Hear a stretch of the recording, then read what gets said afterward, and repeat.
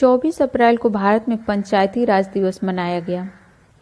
इस वर्ष पंचायती राज दिवस के अवसर पर प्रधानमंत्री द्वारा विभिन्न राज्यों के ग्राम प्रधानों के साथ पंचायती राज के महत्व व कोरोना वायरस की रोकथाम में पंचायतों की भूमिका पर चर्चा की गई।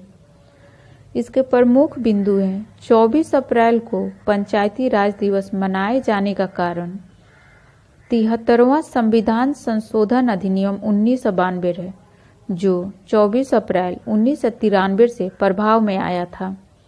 भारत विश्व का सबसे बड़ा लोकतंत्र है और कोई भी देश, राज्य या संस्था सही मायने में लोकतांत्रिक तब भी मानी जा सकती है जब शक्तियों का उपयुक्त विकेंद्रीकरण हो। पंचायती राज व्यवस्था में विकास का प्रभाव निचले स्तर से ऊपरी स्तर की ओर करने के लिए वर्ष 2004 में पंचायती राज को अलग मंत्रालय का दर्जा दिया गया।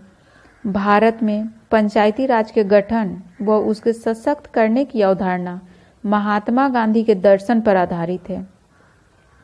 लोकतांत्रिक विकेंद्रीकरण का तात्पर्य है कि शासन सत्ता को एक स्थान पर केंद्रित करने के बजाय उसे स्थानीय स्तरों पर विभाजित किया जाए, ताकि सत्ता में आम आदमी की भागीदारी सुनिश्चित हो सके और वह अपने हितों व आवश्यकताओं के अनुरूप शासन संचालन में अपना योगदान दे सके। स्वतंत्रता के पश्चात पंचायती राज की स्थापना लोकतांत्रिक विकेंद्रीकरण की अवधारणा को साकार करने के लिए उठाए गए महत्वपूर्ण कदमों में से एक थी। वर्ष 1993 में संविधान के 73वें संशोधन द्वारा पंचायती राज व्यवस्था को संवैधानिक मान्यता मिली थी। इसका उद्देश्य देश की करीब 2.5 लाख पंचायतों को अधिक अधिकार प्रदान कर उन्हें सशक्त बनाना था और यह उम्मीद थी कि ग्राम पंचायतें स्थानीय जरूरतों के अनुसार योजनाएं बनाएंगी और उन्हें लागू करेंगी। 73वां संविधान संशोधन अधिनियम। इस संविधान संशोधन अधिनियम द्वारा संविधान में भाग 9 जोड़ा गया था। मूल संविधान में भाग 9 के अंतर्गत पंचायती राज से संबंधित उपबंधों की चर्चा की गई है। भाग 9 में पंचायतें नामक शीर्षक के तहत अनुच्छेद 243 में पंचायती राज से संबंधित उपबंध हैं। ग्राम सभा गांव के स्तर पर उन शक्तियों का उपयोग कर सकती है और वे कार्य कर सकती हैं जैसा राज्य विधानमंडल विनिर्धारित करें। 73वें संविधान संशोधन द्वारा संविधान में 11वीं अनुसूची जोड़ी गई है और इसके तहत पंचायतों के अंतर्गत 29 विषयों को सूची की व्यवस्था की गई।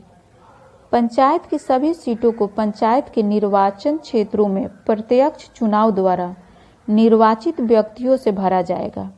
इसके लिए प्रत्येक पंचायत क्षेत्र को प्रादेशिक निर्वाचन क्षेत्रों में इस प्रकार विभाजित किया जाएगा कि प्रत्येक निर्वाचन क्षेत्र की आबादी और आवंटित क्षेत्रों की संख्या के बीच का अनुपात साध्य हो और सभी पंचायत क्षेत्र में समान हो। संविधान अनुच्छेद 243 घ अनुसूचित जाति और जनजाति के लिए सीटों को आरक्षित किए जाने की सुविधा देता है। प्रत्येक पंचायत में सीटों का आरक्षण वहां की आबादी के अनुपात में होगा। अनुसूचित जाति और जनजाति की महिलाओं के लिए आरक्षित सीटों की संख्या कुल आरक्षित सीटों के 1/3 से कम नहीं होगी। पंचायतों का कार्यकाल 5 वर्ष निर्धारित है, लेकिन कार्यकाल से पहले भी इसे भंग किया जा सकता है। पंचायत गठित करने के लिए नए चुनाव कार्यकाल की अवधि की समाप्ति या पंचायत भंग होने की तिथि से 6 महीने के भीतर ही करा लिए जाने चाहिए। 74वां संविधान संशोधन अधिनियम। भारतीय संविधान में 74वें संविधान संशोधन अधिनियम 1992 द्वारा नगरपालिकाओं को संवैधानिक दर्जा दिया गया तथा इस संशोधन के माध्यम से संविधान में भाग 9 क जोड़ा गया एवं यह 1 जून 1993 से प्रभावी हुआ। अनुच्छेद 243 पी से 243 जेड जी द्वारा नगरपालिकाओं से संबंधित उपबंध किए गए हैं। संविधान में नगरपालिकाओं के 3 स्तरों के बारे में उपबंध हैं जो इस प्रकार हैं। नगर पंचायत यह ऐसे संक्रमणशील क्षेत्रों में गठित की जाती है जो गांव से शहरों में परिवर्तित हो रहे हैं। नगर पालिका परिषद इसे छोटे शहरों अथवा लघु नगरीय क्षेत्रों में गठित किया गया है। नगर निगम यह बड़े नगरीय क्षेत्र महानगरों में गठित की जाती है। इसके द्वारा संविधान में 12वीं अनुसूची जोड़ी गई, जिसके अंतर्गत नगर पालिकाओं के लिए 18 विषयों की सूची विनिर्दिष्ट की गई है। नगर पालिकाओं की सभी सीटों को नगर पालिका निर्वाचन क्षेत्रों में प्रत्यक्ष निर्वाचन से चुने गए व्यक्तियों द्वारा भरा जाएगा। प्रत्येक नगर पालिका में अनुसूचित जातियों और जनजातियों के लिए सीटें आरक्षित की जाएगी। आरक्षित सीटों की संख्या 1/3 से कम नहीं होगी। राज्य का विधानमंडल विधि द्वारा नगर पालिकाओं को कर लगाने और ऐसे करों, शुल्कों, टोल और फीस इत्यादि को उचित तरीके से एकत्र करने के लिए प्राधिकृत कर सकता है। चुनौतियां। पंचायतों के पास वित्त प्राप्ति का कोई मजबूत आधार नहीं है। उन्हें वित्त के लिए राज्य सरकारों पर निर्भर रहना पड़ता है।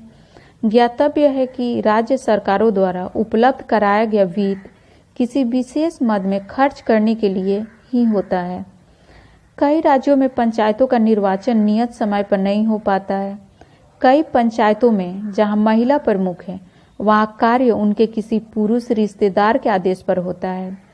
महिलाएं केवल नाम मात्र की प्रमुख होती हैं।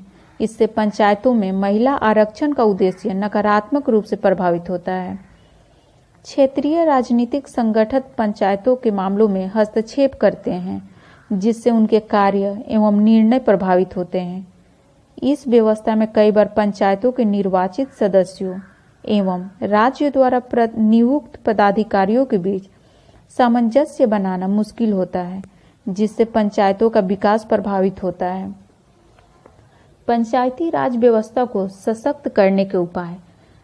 पंचायती राज संस्थाओं को कर लगाने के कुछ व्यापक अधिकार दिए जाने चाहिए, ताकि पंचायती राज संस्थाएं खुद अपने वित्तीय साधनों में वृद्धि कर सके। इसके अलावा 14वें वित्त आयोग ने पंचायतों के लिए वित्त आवंटन में बढ़ोतरी की है। इस दिशा में और भी बेहतर ढंग से कदम बढ़ाए जाने की जरूरत है। पंचायती राज संस्थाओं को और अधिक कार्यपालकीय अधिकार दिए जाएं और बजट आवंटन के साथ ही समय समय पर विश्वसनीय लेखा परीक्षण भी कराया जाना चाहिए। इस दिशा में सरकार द्वारा ई-ग्राम स्वराज पोर्टल का शुभारंभ एक सराहनीय प्रयास है।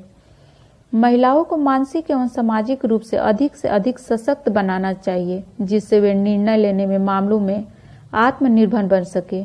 पंचायतों का निर्वाचन नियत समय पर राज्य सरकार राज्य निर्वाचन आयोग के मानदंडों पर क्षेत्रीय संगठनों के हस्तक्षेप के बिना होना चाहिए। पंचायतों को उनके प्रदर्शन के आधार पर रैंकिंग का आवंटन करना चाहिए तथा इस रैंकिंग में शीर्ष स्थान पाने वाली पंचायत को पुरस्कृत करना चाहिए।